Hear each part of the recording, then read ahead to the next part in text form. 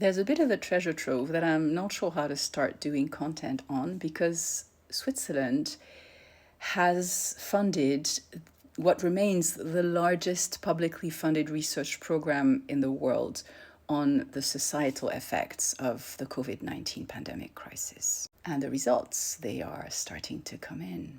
So at the beginning of the COVID-19 pandemic crisis, I was recruited out the gate to be the coordinator of one of the expert groups in the Swiss COVID-19 Science Task Force because, they had an expert group on humanities, the Ethical, Legal and Social Issues group. There was another one, a whole other one, on economics. So it wasn't just the virologists, immunologists, and the more classic public health people. Not every country did this.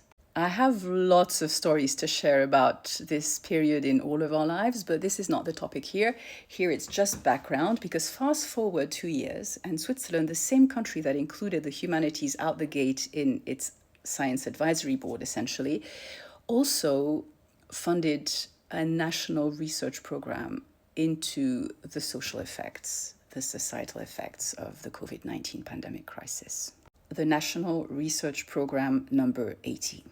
I am on the scientific committee of this program, which means that I got to follow as the research was ongoing for the past years. And now we're reaching the end of the program. We are drafting the summaries. They're going to come out probably early next year, but quite a bit of the research has already been published and is accessible. So where should we start? Perhaps we'll start with one of the projects that, for me at least, echoed quite deeply with some of the more painful pandemic memories. Its title is Social Relations in a Pandemic. And the whole thing can be found on the NRP 80 website. It's been publicly accessible all this time. I'm going to read their main research question out loud for you. It was how social relationships influence health-related behaviors and psychological well-being during a pandemic, and how we can repair rifts with friends and family after disagreement about pandemic policies. Like most other groups, this group hasn't published all of its findings yet, but there are two that are publicly available and really interesting.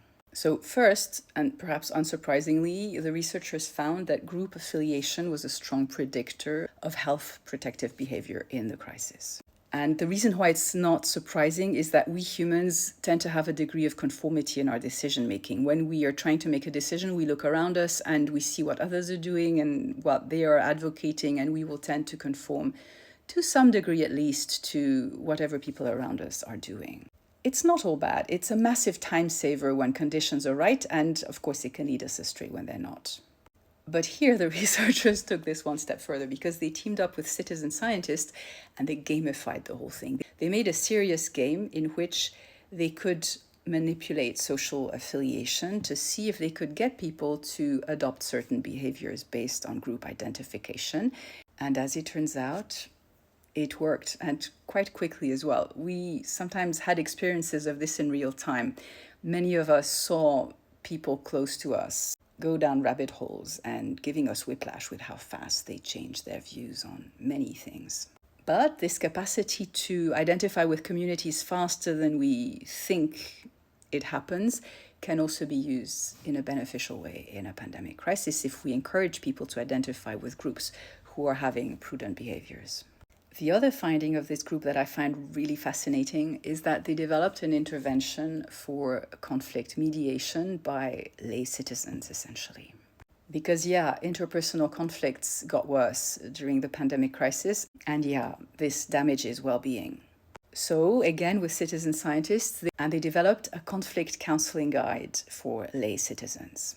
This guide, I'm really hoping that they will translate and make open access, because currently it exists only in German and you have to write the researchers to get it.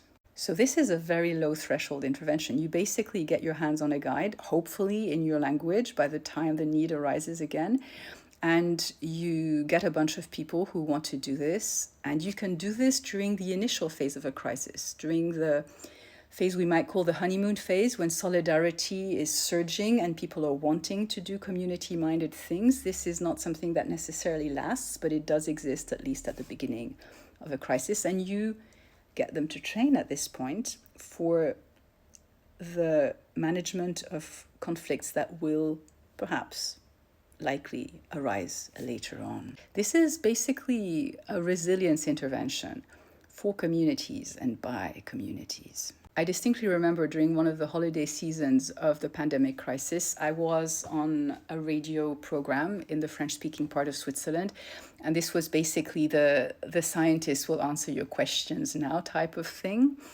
And someone called in and asked, well, what arguments can I give to my family member who is a corona skeptic or who is anti-vax at the Christmas table?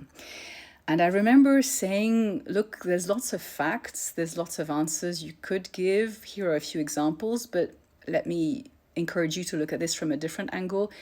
Do you really want to feed into a family conflict during the holiday season, or would you rather try and do things to sustain the relationship?